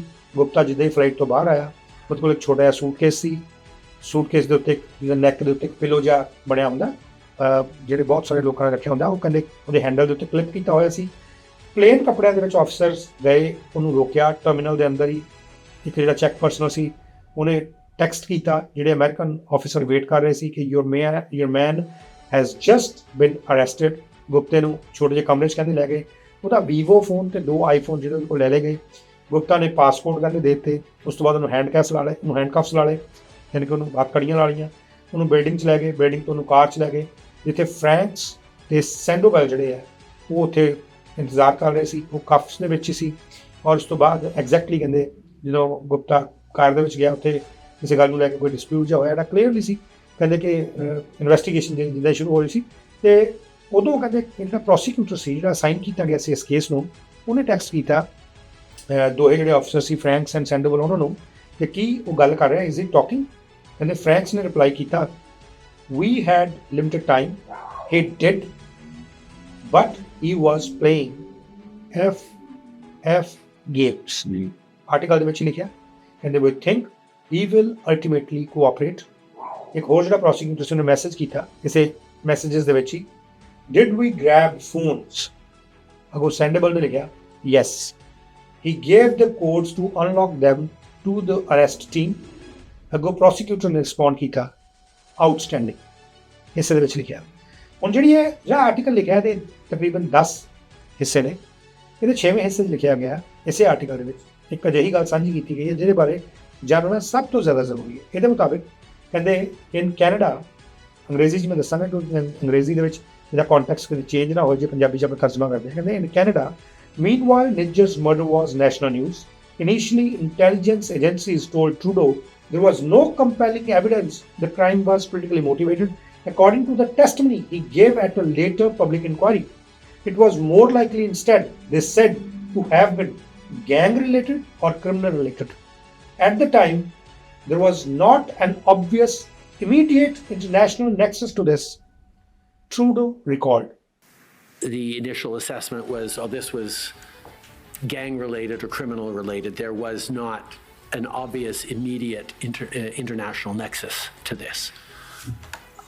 And that's how we were briefed after the meeting, after the killing in the days after. RCMP detectives in British Columbia, however, viewed the situation differently. There was no evidence that Nijjar had criminal links, and he was well known to the agency for his activism and for Indian government's enmity towards it. His fellow Khalistani campaigners, meanwhile, were convinced the shooting had been ordered in New Delhi. Minutes after arriving at the scene of the killing, Nijjar's friend Maninder Singh had told a crowd that had gathered, quote unquote, make no mistake, this is a political assassination. ਹੁਣ ਤੁਸੀਂ ਇਹਦਾ ਭਾਵ ਸਮਝ ਲਓ ਕਿ ਕਹਿੰਦੇ ਕਿ ਨਿੱਜਰ ਦੇ ਮਰਨ ਦੇ ਮਿੰਟਸ ਦੇ ਬਾਅਦ ਹੀ, ਕੁਝ ਮਿੰਟਾਂ ਬਾਅਦ ਹੀ ਸੀਨ ਤੇ ਆ ਕੇ ਉਹਨਾਂ ਦੇ ਦੋਸਤ ਨੇ ਕਿਹਾ ਕਿ ਭਾਈ ਇਸ ਗੱਲ 'ਚ ਕੋਈ ਤੁਸੀਂ ਗਲਤੀ ਨਾ ਕਰਿਓ, ਇਹ ਇੱਕ ਪੋਲੀਟੀਕਲ ਅਸੈਸੀਨੇਸ਼ਨ ਹੈ। As this allegation circulated in the media, इसे आर्टिकल से लिखा, as this allegation circulated in the media, Trudeau's advisor asked security agencies to undertake a fresh assessment. कहते जिद्दां ही मीडिया ਦੇ ਵਿੱਚ allegation ਘੁੰਮਣਾ ਸ਼ੁਰੂ ਹੋਇਆ, allegation evidence ਨਹੀਂ, allegation, ਕਹਿੰਦੇ ਟਰੂਡੋ ਦੇ ਐਡਵਾਈਜ਼ਰ ਨੇ, ਟਰੂਡੋ ਕੋਲ ਉਸ ਵੇਲੇ ਪ੍ਰਧਾਨ ਮੰਤਰੀ ਸੀ, ਇਹਨਾਂ ਦੇ ਐਡਵਾਈਜ਼ਰਸ ਨੇ ਸਿਕਿਉਰਿਟੀ ਏਜੰਸੀ ਨੂੰ ਕਿਹਾ ਕਿ ਇਸ ਮਾਮਲੇ ਦੇ ਵਿੱਚ ਇੱਕ ਨਵੀਂ ਫਰੈਸ਼ ਅਸੈਸਮੈਂਟ ਹੋਵੇ। ਪਹਿਲਾਂ ਉਹਨਾਂ ਨੇ ਅਸੈਸਮੈਂਟ ਕੀ ਕੀਤੀ ਸੀ ਕਿ ਹੋ ਸਕਦਾ ਗੈਂਗ ਰਿਲੇਟਡ, ਕ੍ਰਿਮੀਨਲ ਰਿਲੇਟਡ ਹੋਵੇ, ਲੇਕਿਨ ਇਹ ਇੰਟਰਨੈਸ਼ਨਲ ਨੈਕਸਸ ਜਾਂ ਪੋਲੀਟੀਕਲੀ ਮੋਟੀਵੇਟਡ ਨਹੀਂ ਹੈ। ਲੇਕਿਨ ਹੁਣ ਇਸ ਐਲੀਗੇਸ਼ਨ ਦੇ ਮੀਡੀਆ ਵਿੱਚ ਸਰਕੂਲੇਟ ਹੋਣ ਤੋਂ ਬਾਅਦ ਟਰੂਡੋ ਦੇ ਐਡਵਾਈਜ਼ਰ ਕਹਿੰਦੇ ਸੁਰੱਖਿਆ ਏਜੰਸੀਆਂ ਨੂੰ ਫਰੈਸ਼ ਅਸੈਸਮੈਂਟ ਕਰੋ। However, hearing directly from a number of our South Asian members of parliament and seeing and talking with members of the South Asian community around who were quite insistent that it was something that was likely connected to government of India. We actually asked the intelligence agencies, and it turned out they were doing this anyway, to look in more closely to the circumstances around this particular murder. While that effort was underway in late July, according to the people familiar with the situation, ये बार-बार शब्द आऊगा, according to the people familiar with the situation, कि भाई ਉਹਨਾਂ ਲੋਕਾਂ ਦੇ ਆਧਾਰ ਦੇ ਉੱਤੇ ਅਸੀਂ ਦੱਸ ਰਹੇ ਹਾਂ ਜਿਹੜੇ ਇਸ ਸਿਚੁਏਸ਼ਨ ਤੋਂ ਜਾਣਕਾਰ ਸੀ, ਜਾਣੂ ਸੀ, ਜਾਣਦੇ ਸੀ ਕਿ the government received word that the UK, one of the Canada's partners in the Five Eyes intelligence sharing alliance, had obtained some relevant information. ਇੱਥੇ ਇੱਕ ਵਾਰ ਫਿਰ ਜੋ ਜਾਣਕਾਰੀ ਇਸ ਆਰਟੀਕਲ ਵਿੱਚ ਇਸ ਥਾਂ ਤੇ ਦਿੱਤੀ ਗਈ ਉਸ ਦਾ ਆਧਾਰ people familiar with the situation ਨੂੰ ਹੀ ਬਣਾਇਆ ਗਿਆ। ਖੈਰ ਆਪਾਂ ਅੱਗੇ ਚੱਲਦੇ ਹਾਂ, ਕੀ ਲਿਖਿਆ, ਕਹਿੰਦੇ the matter had to be treated with extreme sensitivity. The British intelligence would need to be delivered by hand, kept off electronic systems and distributed to only a tiny number of Canadian officials, their names approved by London in advance. With those conditions agreed upon, a British intelligence officer carried the file into a government building in Ottawa. It was a summary and analysis of conversations intercepted by the UK's Signal Intelligence Agency, the government communications headquarters, between individuals whom British analysts believed were working on behalf of the Indian government. Earlier in the year, they talked about plans to attack 3 targets: Nijjar, Pannu and Khanda, the activist who died in a British hospital. ਸੋ ਨੇ ਦੱਸਿਆ ਕਿ ਜਿਹੜੀ five eyes alliance ਹੈ, ਅਜੇ ਤੱਕ UK ਦਾ ਜ਼ਿਕਰ ਨਹੀਂ ਸੀ ਆਉਂਦਾ। ਜਿਹੜਾ ਅਮਰੀਕਨ ਕੁਝ ਮੀਡੀਆ ਲਿਖਦੇ ਰਹੇ ਆ, ਇਹਦੇ ਵਿੱਚ ਨਹੀਂ ਲਿਖਿਆ ਆਰਟੀਕਲ 'ਚ, ਮੈਂ ਆਪਕੋ ਆਪਣੇ ਕੋਲ ਦੱਸਿਆ ਕਿ ਜਿਹੜੇ ਅਜੇ ਤੱਕ ਆਰਟੀਕਲ ਲਿਖਦੇ ਰਹੇ, ਵਾਸ਼ਿੰਗਟਨ ਪੋਸਟ ਹੈ, ਹੋਰ ਇਹ ਉਹ, ਜਾਂ ਇੱਥੇ ਵੀ ਜਿਹੜੇ ਲਿਖਦੇ ਰਹੇ ਕੈਨੇਡਾ ਦੇ ਵਿੱਚ ਵੀ, ਇਹਨਾਂ ਨੇ ਇਹ ਕਿਹਾ ਕਿ ਫਾਈਵ ਆਈਜ਼ ਜਿਹੜਾ ਇੱਕ ਅਲਾਈਅੰਸ ਹੈ, US ਦੇ ਵੱਲੋਂ ਕਥਿਤ ਤੌਰ 'ਤੇ ਇਨਫੋਰਮੇਸ਼ਨ ਜਿਹੜੀ ਆ ਉਹ ਦਿੱਤੀ ਗਈ। ਇਹ ਪਹਿਲੀ ਵਾਰ ਹੈ ਕਿ ਬਲੂਮਬਰਗ ਨੇ ਦਿੱਤਾ ਕਿ ਯੂਕੇ ਵੱਲੋਂ ਵੀ ਕਿਵੇਂ ਦਿੱਤੀ ਗਈ। ਕਹਿੰਦੇ ਯੂਕੇ ਦੇ ਅਧਿਕਾਰੀਆਂ ਨੇ ਇਹ ਕਿਹਾ ਕਿ ਇਲੈਕਟ੍ਰੋਨਿਕ ਮਾਧਿਅਮ ਨਾਲ ਨਹੀਂ, ਬਾਈ ਹੈਂਡ, ਇਹਦੀ ਸੈਂਸਿਟਿਵਿਟੀ ਨਹੀਂ ਹੈ ਕਿ ਬਾਈ ਹੈਂਡ ਦੇਣੀ ਹੈ, ਔਰ ਇਹ ਬ੍ਰਿਟਿਸ਼ ਅਧਿਕਾਰੀ ਆ ਕੇ ਖੁਦ ਬਾਈ ਹੈਂਡ ਦੇਗਾ, ਔਰ ਕੇਵਲ ਚੁਣਿੰਦਾ ਜਿਹੜੇ ਕੈਨੇਡੀਅਨ ਅਧਿਕਾਰੀ ਨੇ ਉਹਨਾਂ ਨੂੰ ਦੇਗਾ ਜਿਨ੍ਹਾਂ ਦੀ ਅਪਰੂਵਲ ਲੰਡਨ ਦੇ ਵਿੱਚ ਹੋਈ ਹੋਈ ਹੈ, ਹਰੇਕ ਨੂੰ ਨਹੀਂ ਮਿਲ ਸਕਦੀ। ਹੁਣ ਇੱਥੇ ਜ਼ਿਕਰ ਕੀਤਾ ਕਿ 3 ਟਾਰਗੇਟ ਨਿੱਜਰ, ਪੰਨੂ ਤੇ ਖੰਡਾ, ਜਿਹੜਾ ਆਲਰੇਡੀ ਖੰਡਾ ਇਹ 'ਚ ਪੰਜਵੜ ਦਾ ਜ਼ਿਕਰ ਨਹੀਂ ਹੈ, ਇਹ 'ਚ ਪੰਜਵੜ ਦਾ ਜ਼ਿਕਰ ਕਿਤੇ ਨਹੀਂ। ਨਿੱਜਰ, ਪੰਨੂ ਤੇ ਖੰਡਾ ਕਿਉਂਕਿ ਆਲਰੇਡੀ ਬ੍ਰਿਟਿਸ਼ ਹਸਪੀਟਲ ਇਹਨਾਂ ਨੇ ਦੱਸਤਾ ਕਿ ਮਰ ਗਿਆ, ਉਹ ਬਿਮਾਰੀ ਦਾ ਉਹਦੇ 'ਚ ਜ਼ਿਕਰ ਕੀਤਾ ਗਿਆ। ਹੁਣ ਅੱਗੇ ਕੀ ਲਿਖਦੇ, ਕਹਿੰਦੇ the document didn't name the people whose conversation had been taped for or Nijjar's assassins. ਕਹਿੰਦੇ ਇਹਦੇ 'ਚ ਜਿਹੜਾ ਡਾਕੂਮੈਂਟ ਹੈ, ਜਿਹੜਾ ਇਹ ਸੋ ਕਾਲਡ ਬ੍ਰਿਟਿਸ਼ ਅਧਿਕਾਰੀ ਵੱਲੋਂ ਦਿੱਤਾ ਗਿਆ, ਇਹਦੇ 'ਚ ਕਿੰਨਾਂ ਦੀ ਕਨਵਰਸੇਸ਼ਨ ਹੋ ਰਹੀ ਹੈ ਉਹਨਾਂ ਦੇ ਨਾਮ ਨਹੀਂ ਦਿੱਤੇ ਜਿਹੜੇ ਟੇਪ ਕੀਤੇ ਗਏ। ਲੇਕਿਨ ਕਹਿੰਦੇ but the implications was clear to the analysts. There was a strong chance, बड़ा strong chance है, he'd been murdered in an operation directed by the Indian state. ये बड़ा strong chance। अगे की कहते हैं within an hour of receiving the British document, Trudeau's national security and intelligence advisor Jodie Thomas arranged to brief her boss, the Prime Minister, and a few close advisors gathered in a sensitive, compartmented information facility or SCIF, a secure conference room designated to be impervious to eavesdropping. ਹੁਣ ਉਹ ਕਹਿੰਦੇ ਕਿ ਬੜੇ ਹੀ ਇੱਕ ਜਿਹੜਾ sensitive ਕੰਪਾਰਟਮੈਂਟਡ ਜਿਹਾ room ਹੈ ਜਿੱਥੇ ਕਿਸੇ ਦੀ ਆਵਾਜ਼ ਤੱਕ ਨਹੀਂ ਆਉਂਦੀ, ਇੱਕ ਸੂਈ ਡਿੱਗ ਉਹਦੀ ਵੀ ਆਵਾਜ਼ ਆ ਜਾਂਦੀ ਹੈ, ਇੰਨਾ ਜ਼ਿਆਦਾ ਇੱਕ ਬੰਦ ਜਿਹੜਾ ਕਮਰਾ, ਸਿਕਿਉਰ ਕਮਰਾ, ਸੈਂਸਿਟਿਵ ਜਿਹੜਾ ਉਹ ਕਮਰਾ ਫੈਸਿਲਿਟੀ, ਉੱਥੇ ਜਿਹੜੇ ਨੈਸ਼ਨਲ ਸਿਕਿਉਰਿਟੀ ਐਡਵਾਈਜ਼ਰ ਸੀ ਉਸ ਵੇਲੇ ਦੇ ਪ੍ਰਧਾਨ ਮੰਤਰੀ ਦੇ ਜੋਡੀ ਥਾਮਸ, ਉਹਨਾਂ ਨੇ ਮੀਟਿੰਗ ਸੱਦ ਲਈ ਆਪਣੇ ਬੌਸ ਨੂੰ ਦੱਸਣ ਵਾਸਤੇ। ਅੱਗੇ ਉਹ ਕਹਿੰਦੇ Thomas put the file in front of Trudeau to read, he betrayed little emotion and pivoted quickly to the next step, asking for options on how Canada could respond. Over the next several days, Canadian security agencies corroborated the initial intelligence. They also received another British war tape, this one capturing a conversation referring to how Niger had been successfully eliminated. The consensus among Trudeau and his team was that the government needed to confront India with what it had learned. ਉਹ ਕਹਿੰਦੇ ਇਹਦੇ 'ਚ ਜਿਹੜੀ ਦੁਆਰਾ ਇੱਕ ਨਵੀਂ Biotech ਮਿਲੀ, ਕੋਈ ਦੱਸਿਆ ਕਿ ਨਿੱਜਰ ਨੂੰ ਕਿਵੇਂ ਸਕਸੈਸਫੁਲੀ ਐਲੀਮੀਨੇਟ ਕੀਤਾ ਗਿਆ। ਕਹਿੰਦੇ ਹੁਣ ਇੱਕ ਸਮਾਂ ਸੀ ਕਿ ਟਰੂਡੋ ਨੂੰ ਲੱਗਾ ਕਿ ਭਾਈ ਗਵਰਨਮੈਂਟ ਆਫ ਇੰਡੀਆ ਨੂੰ ਕਨਫਰੰਟ ਕਰਨਾ ਚਾਹੀਦਾ। ਇਸੇ ਆਰਟੀਕਲ 'ਚ ਲਿਖਿਆ, it also began to coordinate closely on the matter with the Biden administration. By late summer, officials in Ottawa and Washington understood that they were looking at two sides of the same coin, a murder in British Columbia and an attempt to arrange one in Queens. ਕਹਿੰਦੇ ਜੋ Biden ਨਾਲ ਵੀ ਗੱਲਬਾਤ ਹੋਈ, Washington ਨਾਲ ਗੱਲ ਕਰਨੀ ਸ਼ੁਰੂ ਕੀਤੀ ਕਿ ਭਾਈ ਇੱਕੋ ਸਿੱਕੇ ਦੇ ਦੋ ਹੀ ਰੂਪ ਹੈ, ਇੱਕ ਇੱਥੇ ਜਿਹੜਾ ਮਾਰ ਦਿੱਤਾ ਗਿਆ ਬੰਦਾ ਬ੍ਰਿਟਿਸ਼ ਕੋਲੰਬੀਆ ਦੇ ਵਿੱਚ, ਔਰ ਦੂਜਾ ਕੁਈਨਸ ਦੇ ਵਿੱਚ। ਕੁਈਨਸ ਦੇ ਵਿੱਚ ਕੌਣ? ਜਿਹੜੇ ਪੰਨੂ ਦੀ ਗੱਲ ਹੋ ਰਹੀ ਹੈ। ਅੱਛਾ, ਇਸ ਤੋਂ ਬਾਅਦ ਆਰਟੀਕਲ ਦੇ ਅਗਲੇ ਹਿੱਸੇ ਵਿੱਚ ਵਿਕਾਸ ਯਾਦਵ ਦਾ ਨਾਮ ਹੁੰਦਾ, ਉਹਦੇ CRPF ਦੇ ਵਿੱਚ ਜੌਬ ਕਰਨ, ਤੇ ਉਹਦੇ ਨਾਲ ਹੀ ਇਸ ਪੂਰੇ ਮਾਮਲੇ ਵਿੱਚ ਮੋਦੀ, ਅਮਿਤ ਸ਼ਾਹ ਦੇ ਨਾਮ ਦੇ ਨਾਲ ਉਸ ਵੇਲੇ ਦੇ ਜਿਹੜੇ ਰॉ ਦੇ ਇੰਟੈਲੀਜੈਂਸ ਜਿਹੜੀ ਏਜੰਸੀ ਦੇ ਚੀਫ ਸਮੰਤ ਗੋਇਲ ਦੇ ਨਾਮ ਦਾ ਜ਼ਿਕਰ ਵੀ ਆਉਂਦਾ। ਲੇਕਿਨ ਇੱਥੇ ਇੱਕ ਗੱਲ ਫੇਰ ਗੌਰਤਲਬ ਹੈ ਕਿ ਇੱਥੇ ਵੀ ਪਿਛਲੀ ਵਾਰ ਵਾਂਗੀ quote and quote according to people familiar with the discussions ਦਾ ਹਵਾਲਾ ਦੇ ਕੇ ਆਰਟੀਕਲ ਨੂੰ ਅੱਗੇ ਤੋਂ ਅੱਗੇ ਵਧਾਇਆ ਜਾਂਦਾ ਹੈ। ਵਾਈਟ ਹਾਊਸ ਦੇ ਹਵਾਲੇ ਤੋਂ ਭਾਰਤ ਨੂੰ CIA ਦੇ director William Burns, director of national intelligence Avril Haines ਤੇ ਹੋਰ ਸੀਨੀਅਰ ਸਟਾਫ ਵੱਲੋਂ ਇੱਕ ਸਿੱਧੇ ਸੰਦੇਸ਼ ਵਿੱਚ ਕਿਹਾ ਗਿਆ ਇਸ ਆਰਟੀਕਲ ਦੇ ਅਕੋਰਡਿੰਗ ਕਿ ਸਭ ਤੋਂ ਪਹਿਲਾਂ ਪੰਨੂ ਖਿਲਾਫ ਸਾਜ਼ਿਸ਼ ਜਿਹੜੀ ਹੈ ਉਹ ਅਨਐਕਸੈਪਟੇਬਲ ਹੈ, ਤੇ US ਇੱਕ ਕਮਿਟਮੈਂਟ ਜਿਹੜੀ ਉਹ ਭਾਰਤ ਤੋਂ ਚਾਹੁੰਦਾ ਹੈ ਕਿ ਅਜਿਹਾ ਦੁਬਾਰਾ ਨਾ ਹੋਵੇ। ਤੇ ਨਾਲ ਦੇ ਨਾਲ ਦੂਜੀ ਗੱਲ ਕਿ ਇਸ ਪੂਰੀ ਸਾਜ਼ਿਸ਼ ਪਿੱਛੇ ਕੌਣ-ਕੌਣ ਵਿਅਕਤੀ ਸ਼ਾਮਿਲ ਹੈ ਜਾਂ ਕੌਣ-ਕੌਣ ਲੋਕ ਸ਼ਾਮਿਲ ਨੇ, ਉਹਨਾਂ ਨੂੰ ਜਵਾਬਦੇਹ ਬਣਾਇਆ ਜਾਏ। ਅੱਗੇ ਕੀ ਲਿਖਦਾ ਕਹਿੰਦੇ the message the White House delivered via CIA Director William Burns, Director of National Intelligence Avril Haines and other senior staff was straightforward.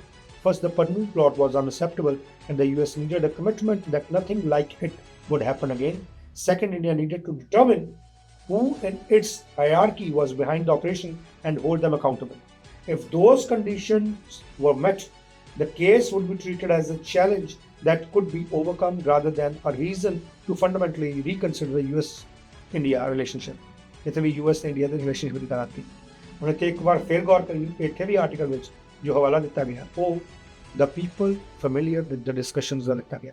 ਇੱਥੇ ਵੀ ਇਹ ਕਿਹਾ ਗਿਆ ਕਿ in response, the people familiar with the discussion recall Indian officials indicated that they understood the depth of American displeasure, even if they didn't accept responsibility.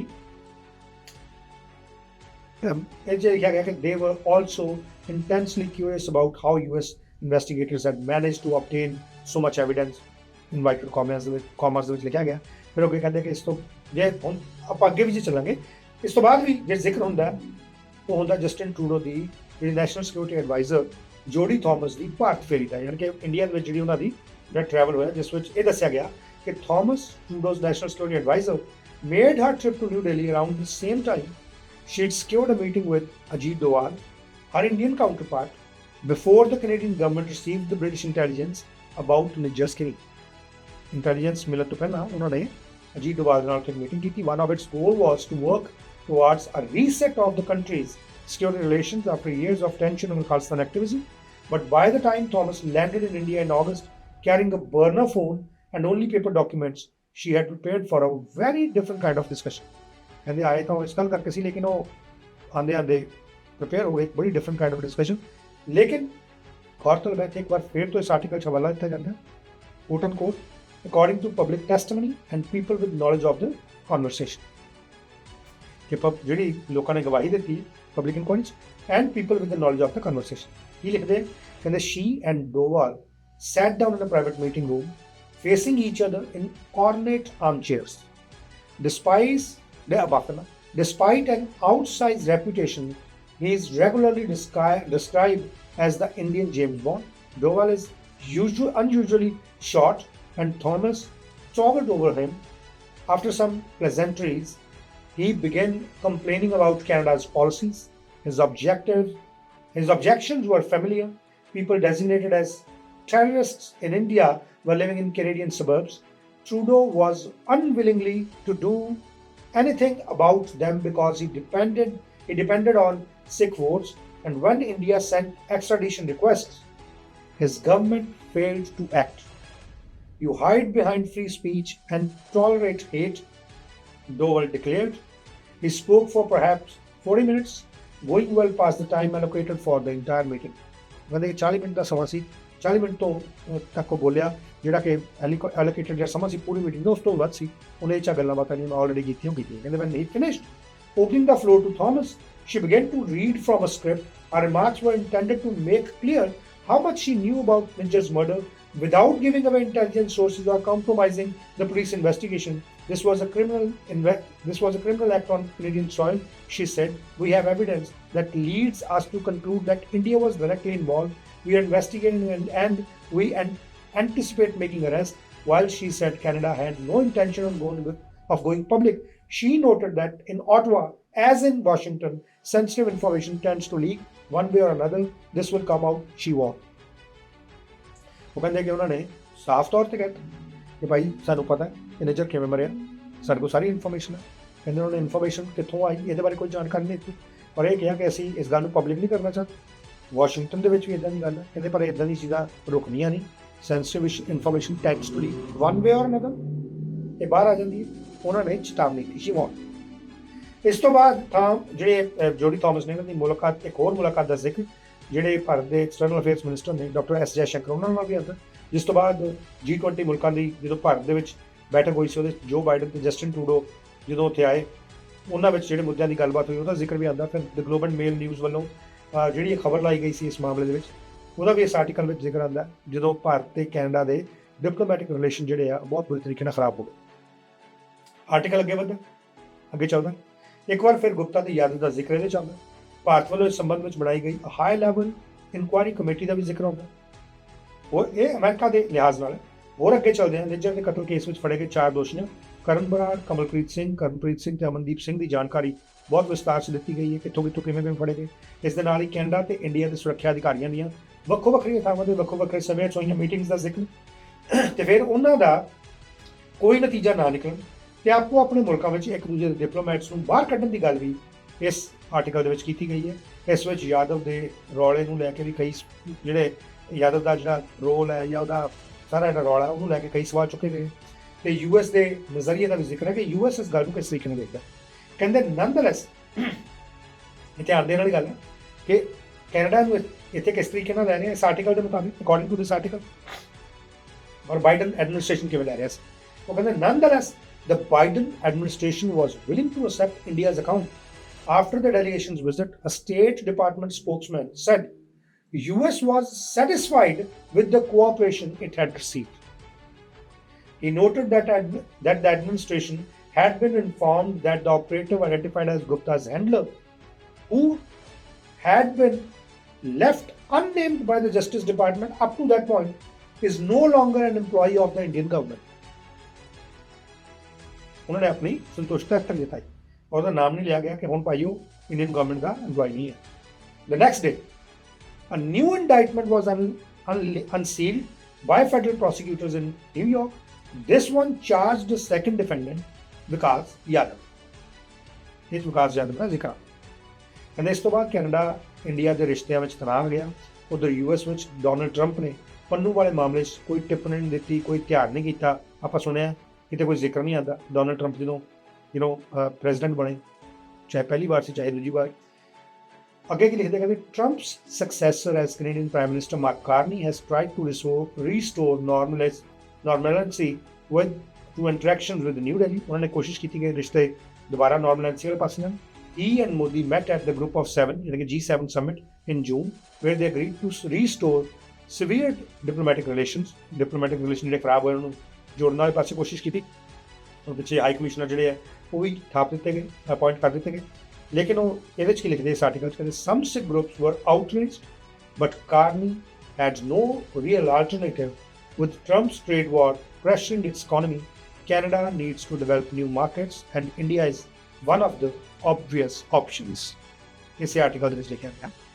ਲੇਕਿਨ ਇਸ article ਦੇ ਅੰਤ ਵਿੱਚ ਅਖੀਰ 'ਚ ਲਿਖਿਆ ਗਿਆ ਕਿ ਗੁਪਤਾ ਨੂੰ ਨਿਊਯਾਰਕ ਐਕਸਟ੍ਰਾਡਾਈਟ ਕਰਕੇ ਮੈਟਰੋਪੋਲੀਟਨ ਡਿਟੈਂਸ਼ਨ ਸੈਂਟਰ ਵਿੱਚ ਰੱਖਿਆ ਗਿਆ। ਉਹਦੇ ਹਾਲਤ ਵੀ ਬਹੁਤ ਚੰਗੀ ਨਹੀਂ ਦੱਸੀ ਗਈ। ਇਹ ਗੁਪਤਾ ਦੀ ਗੱਲ ਹੋ ਗਈ ਹੈ। ਉਧਰ ਪੰਨੂ ਅਜੇ ਵੀ ਖਾਲਿਸਤਾਨੀ ਰੈਫਰੈਂਡਮ ਜਿਹੜੇ ਉਹ ਕਰਵਾ ਰਹੇ ਆ। ਯਾਦਵ ਦਾ ਕੋਈ ਥਾਟ ਸਾਨੂੰ ਨਹੀਂ ਅਜੇ ਤੱਕ ਮਿਲ ਸਕਿਆ। ਦੱਸਿਆ ਗਿਆ ਕਿ ਡਿਪਾਰਟਮੈਂਟ ਆਫ ਜਸਟਿਸ ਨੇ ਬਾਰ-ਬਾਰ ਇਹ ਗੱਲ ਕੀਤੀ ਹੈ। Department of justice asked repeatedly for information on his status and what India planned to do to facilitate his extradition. ये की India कर रहा है। The response they say was twofold, that the US hadn't provided enough evidence to definitively prove his role in the Pannu case, and that whatever Yadav had done, India would deal with him.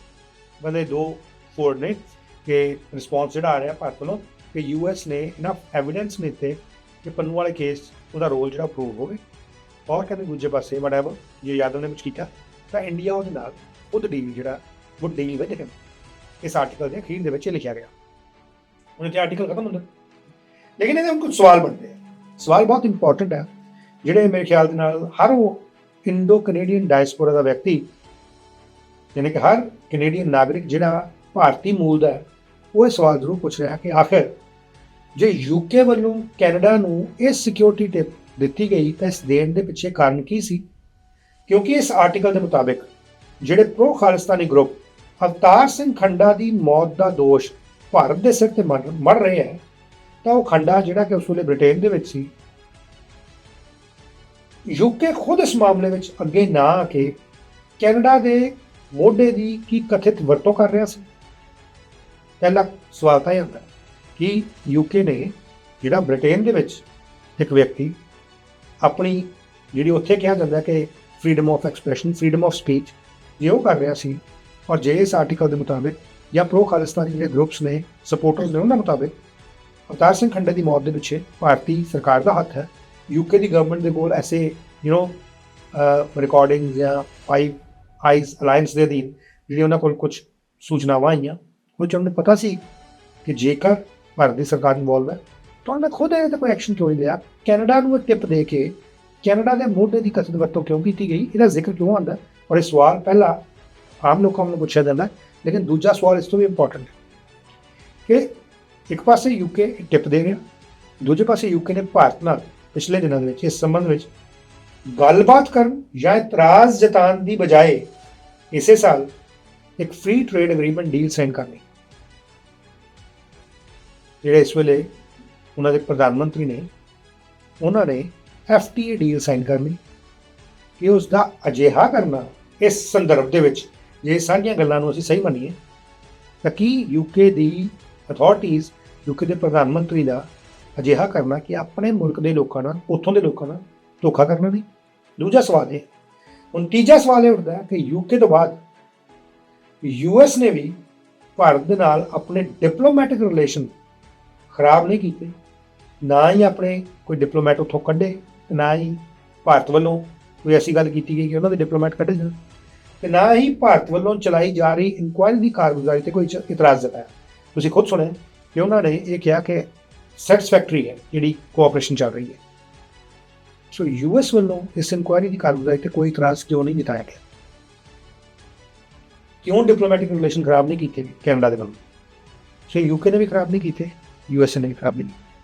ਹੁਣ ਚੌਥੀ ਗੱਲ ਇਹਦੇ ਵਿੱਚ ਜੋ ਹਰ ਸਮੇਂ ਜਿਹੜੀ ਬਹੁਤ ਮਹੱਤਵਪੂਰਨ ਹੈ ਕਿ ਜਦੋਂ ਵੀ ਪਿਛਲੇ ਕੁਝ ਸਮੇਂ ਦੇ ਵਿੱਚ ਜਦੋਂ ਤੋਂ ਪ੍ਰਧਾਨ ਮੰਤਰੀ Justin Trudeau house of common ਵਿੱਚ ਖੜੇ ਹੋ ਕੇ ਗੱਲ ਕੀਤੀ ਗਈ, ਉਸ ਤੋਂ ਬਾਅਦ ਤੋਂ ਜਦੋਂ ਵੀ ਭਾਰਤ ਤੇ ਕੈਨੇਡਾ ਦੇ ਰਿਸ਼ਤਿਆਂ ਵਿੱਚ ਥੋੜ੍ਹਾ ਜਿਹਾ ਸੁਧਾਰ ਆਉਣਾ ਸ਼ੁਰੂ ਹੁੰਦਾ ਜਾਂ ਨਜ਼ਰ ਆਉਂਦਾ, ਤਾਂ ਅਜਿਹੇ ਆਰਟੀਕਲ ਜਿਨ੍ਹਾਂ ਵਿੱਚ so called quote unquote the people familiar with the discussion ਤੇ ਜਾਂ ਫਿਰ ਗੁਪਤ ਸੂਤਰਾਂ ਦਾ ਹਵਾਲਾ ਦੇ ਕੇ ਇਹਨਾਂ ਮਾਮਲਿਆਂ ਨੂੰ ਜਿਹੜੀ ਹੈ ਉਛਾਲਿਆ ਜਾਂਦਾ ਹੈ ਜਾਂ ਕੁਝ ਇੰਡੀਵਿਜੂਅਲਸ ਵੱਲੋਂ ਗਰੁੱਪਸ ਵੱਲੋਂ ਹਵਾ ਦਿੱਤੀ ਜਾਂਦੀ ਹੈ।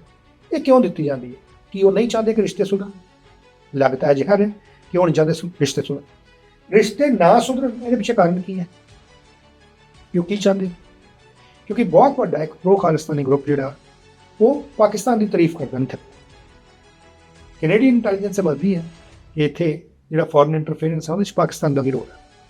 ਤੇ ਪੰਜਵੀਂ ਤੇ ਸਭ ਤੋਂ ਮਹੱਤਵਪੂਰਨ ਗੱਲ ਕਿ ਜਦ ਪਹਿਲਾਂ ਇਸ ਮਾਮਲੇ ਵਿੱਚ ਉਦੋਂ ਦੇ ਪ੍ਰਧਾਨ ਮੰਤਰੀ ਜਸਟਿਨ ਟਰੂਡੋ ਨੇ ਇੰਟੈਲੀਜੈਂਸ ਏਜੰਸੀਜ਼ ਵੱਲੋਂ ਪ੍ਰਦਾਨ ਕੀਤੀ ਗਈ ਇਨਪੁਟ ਦੇ ਆਧਾਰ ਤੇ ਦਿੱਤੀ ਗਈ ਇੱਕ ਟੈਸਟਮਨੀ ਵਿੱਚ ਕਿਹਾ ਸੀ ਕਿ there was no compelling evidence the crime was politically motivated.